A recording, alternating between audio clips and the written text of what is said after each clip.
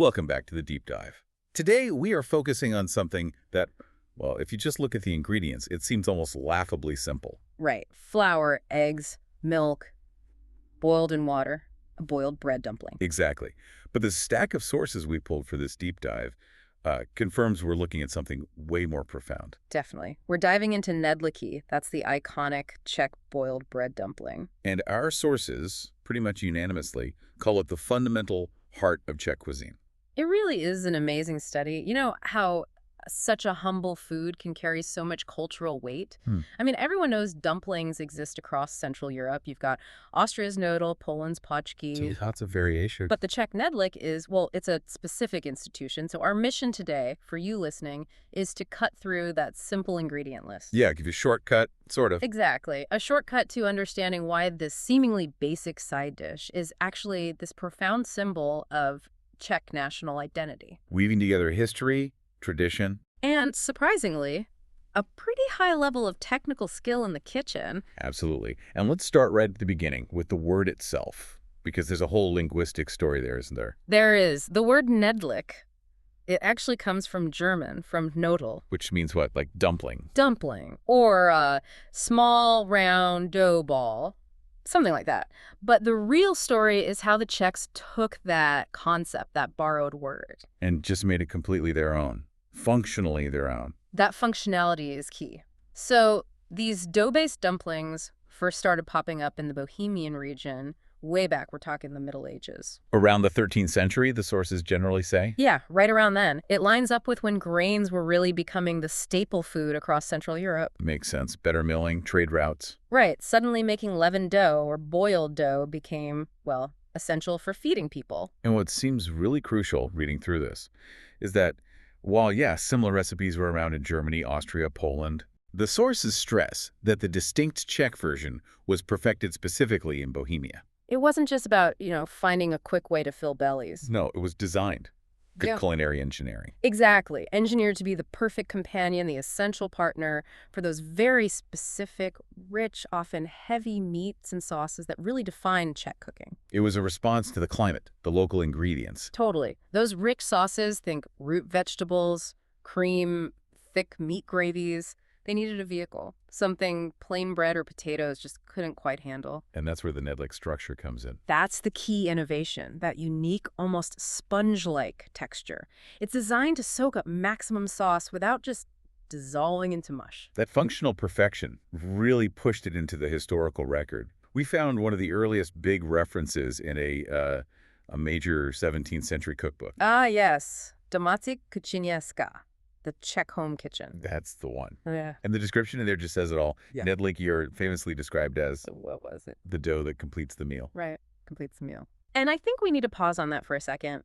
It doesn't say accompanies or fills you up. No, completes, like it's essential. It implies that the main sauces of classic Czech food are designed expecting that dumpling. Their flavors need the knedlik's mildness, its fluffiness to balance everything out.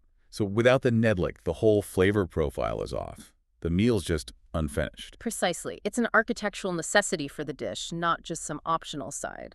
That's a great way to put it. And this importance, it only grew over time, right? Especially during that critical 19th century Czech national revival. Oh, massively. That period was all about reasserting Czech identity against the backdrop of the big Austro-Hungarian Empire. So food becomes political, in a way. Absolutely. It transitioned dramatically. It went from just being a staple food in the house to being a potent, tangible symbol. A symbol of Czech tradition, of national pride. Right. In that era of cultural reawakening, promoting foods native to Bohemia, like knedliky, was a clear way to emphasize, cultural difference, sovereignty. It really got baked into the cultural fabric, like you said. So much so that for Czechs, knedlíky are considered almost sacred. As sacred as bread is a Yeah. phrase that comes up. It represents more than just food. It's family stability, warmth, heritage passed down. That's powerful. And you hear it everywhere. There's that popular Czech saying that captures the reverence perfectly. That's one is that.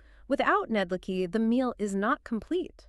It really speaks to this deep, almost subconscious expectation that it has to be there.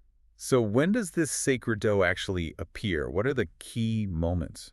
Well, they're foundational, really. They define those big cultural moments. Sunday family dinners are huge. A classic Sunday lunch. Absolutely. And weddings, Christmas feasts, knedliky are pretty much non-negotiable at these times. Missing them would be like, I don't know, skipping the stuffing at Thanksgiving here. Just something like that, yeah. It just wouldn't feel right. And we have to talk about the iconic pairings, because these aren't just meals served with dumplings. No, they're defined by them. You have to mention sichkova na smetana.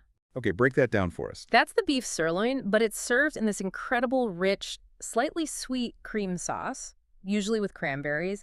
It's intense. And the knedlik cuts through that richness. Exactly. It needs that neutral sponge to sort of lighten the whole experience, soak up that amazing sauce. Okay, what's another classic? Then there's the big hearty favorite, vepsio nedlo zilo. Roast pork. Yeah. Dumplings.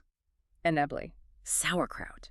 Zilo is sauerkraut. So here, the knedlik is soaking up the pork juices, that tangy brine from the sauerkraut. Ah, okay. Blending those strong flavors. Yes. It pulls it all together into this cohesive, deeply comforting bite. Without the knedlik, those meals, they don't just lose a side dish. They lose their core structure, their balance. Exactly. And this connection to food that's both super satisfying but also relies on basic, humble ingredients. It says a lot about the culture, doesn't it? It really does. It speaks to values like togetherness, tradition, of course, Yeah. but also simplicity and this amazing resourcefulness. Mm-hmm. You know, turning flour and maybe some stale bread into something utterly essential. Okay, let's pull back the curtain a bit and look at the actual thing, the physical knedlik. The nitty-gritty. Yeah, we know the standard one is a boiled bread dumpling. Flour, eggs, milk, sometimes breadcrumbs. But the key is how it ends up, right? The texture, the flavor. That's where the craft comes in. It has to be soft, definitely, but also firm enough to hold its shape when you slice it. That's crucial. And that sponge-like texture we keep mentioning. Mandatory. Absolutely mandatory. And the flavor has to be mild, neutral. Why neutral? Wouldn't you want it to taste like something? No, that neutrality is deliberate. If the dumpling tasted too strongly of yeast or salt or anything else, it would clash with the sauce. Ah, the sauce is the star. Always. The knedlik is the perfect supporting actor. It makes the lead performer shine. Okay, so our sources break down this simple dough base into three main types, each with a different job. Yeah, that's a good way to look at it. The standard bearer, the most common one, is type 1, hauskovi knedlik. The bread dumpling. Right. Made with white flour, and this is critical. It includes small cubes of stale bread mixed right into the dough. Stale bread. Why? Well, two reasons. First, pure resourcefulness. Using up leftovers. Smart, right? Very Czech, based on what you said earlier. Exactly. And second, technically, those little bread cubes help create that signature texture, those little air pockets that make it so good at soaking things up. Clever. Okay, type 2. Type 2 is bramborovi knedlik, the potato dumpling. Potatoes, so no bread base here. Nope, completely different. This one relies on mashed potatoes mixed with some flour and egg, and the result is a fundamentally different experience. How so? Softer, denser. Yeah, both. The bread dumpling is kind of the all-rounder. The potato dumpling is definitely softer, more elastic, but also denser. Yeah, when would you use that one? Often paired with heavier stuff, richer gravies, maybe gamier stews where the dumpling needs a bit more heft to stand up to the meat. It absorbs less liquid, maybe, but provides a more substantial foundation. Interesting trade-off. Yeah. Okay, and type 3 takes a sharp turn, right? It does. The sweet version. Type 3. Ovokny knedlik. The fruit dumpling. Fruit. So this moves it from savory side dish to dessert. Pretty much. It shows incredible flexibility in the basic concept. It's a wonderful tradition. How does that work? Usually it's a lighter yeast dough, and it's wrapped around whole fruits. Plums are classic, apricot, strawberries. And then boiled? Yep, boiled until tender, but then served warm, not with gravy, obviously. Right. With what then? Usually melted butter, a good dusting of powdered sugar, and sometimes maybe some sweetened cottage cheese or poppy seeds sprinkled over. It's a real treat. Wow. That shows the range. Okay, now let's get into the real secrets. The techniques. Because you said it's not just following a recipe? No, definitely not. Mastering knedliky takes a real sense of intuition, passed down through generations. So what's the first secret? It starts with the dough balance. Chefs always warn. The dough cannot be too stiff. That makes a tough, dense dumpling. Like a hockey puck. Exactly. But it also can't be too sticky or wet because then it'll just collapse or get gummy when it boils. So what's the sweet spot? How do you know? The traditional wisdom, the sign you're looking for, is that the dough should cling to your fingers just slightly. It needs a delicate touch. You have to feel it. Okay, feel. Got it. What else? Hand in hand with that is what our sources called the fluff factor. The kneading is critical. But not like bread kneading, not developing lots of gluten. No, you can't work it aggressively. It needs to be kneaded gently and fairly quickly. The specific goal is to trap air inside the dough. Ah, so those air bubbles are key. They're the mechanism. That trapped air is what lets the dumpling stay beautifully fluffy and porous after it hits that boiling water. Okay, so gentle kneading for air, then the boiling itself. The boiling technique is super precise. Once you shape the dough, usually into sort of long logs, Right. they have to be boiled in a very large pot of well-salted water. And the timing is specific. 18 to 20 minutes, usually. No more, no less. And you mentioned something about crowding the pot. Yes, there's a specific warning you see in the old cookbooks. Crowding the pot is basically a mortal sin for knedliky. Why? What happens? If you put too many in, the water temperature drops too much. Or if they're crammed in and touching each other, they just don't cook evenly. They get dense, gummy spots. Ruins the texture. Right, makes sense. Okay, this next tip sounds, well, it sounds like the real mark of an expert. The specific detail about serving them. Ah, yes. The final flourish. This is the pro secret for slicing the hot dumplings. You don't use a knife. You do not use a knife. You have to use a piece of thread or strong string. Thread? Really? How does that even work, and why? It works beautifully. Think about it. When you press down with a knife on that hot, steamy, fluffy dough, You squash it. you completely squash it. You destroy all those crucial air-filled, sponge-like pockets you worked so hard to create. The texture's gone. But the thread. The thread slices cleanly right through without compressing the dough. It preserves that perfect, fluffy structure, the one you need for maximum sauce absorption later.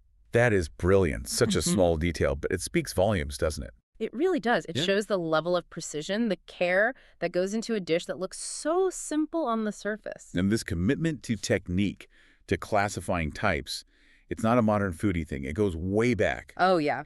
Our sources mention that seminal 1826 culinary text, Kniha Kuchaska. By Magdalena Dobromila Retigova.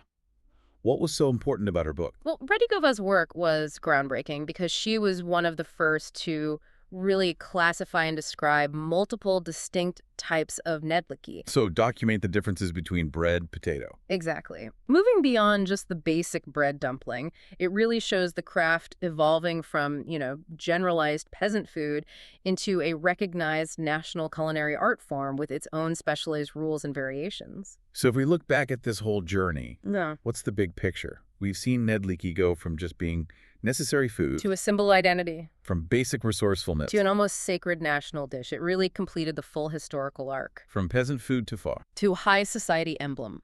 We found mentions in 19th century Austro-Hungarian archives confirming knedliky were served not just in villages, but in noble houses, even imperial dining halls. Wow. So it really crossed all social boundaries. Absolutely. Confirmed its status as a beloved national food, loved by everyone, regardless of class.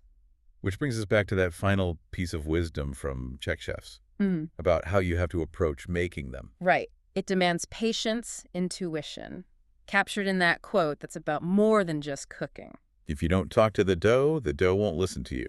That just embodies the whole approach, doesn't it? That sense of balance, care, respect for the tradition, for the ingredients themselves. Mastering it isn't just about measuring cups. No, it's about developing that feel, that intuition, knowing when the dough is just right.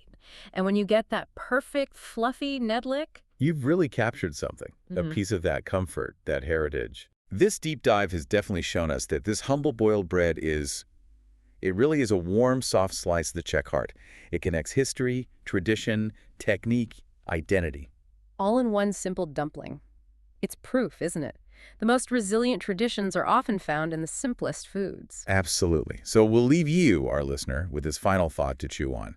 Consider that balance, that care, the resourcefulness needed for the perfect knedlik turning stale bread into something almost sacred. How might mastering that seemingly simple process reflect something broader about the Czech national character? Maybe that resilience, that patience, that quiet pride. It's an interesting connection to make, that dedication to getting something seemingly basic absolutely right. Definitely something to think about. Yeah. And hey, next time you're baking, or maybe just slicing a warm loaf of bread, maybe try the thread trick. You might be surprised. You might indeed. Until next time on The Deep Dive. Until next time.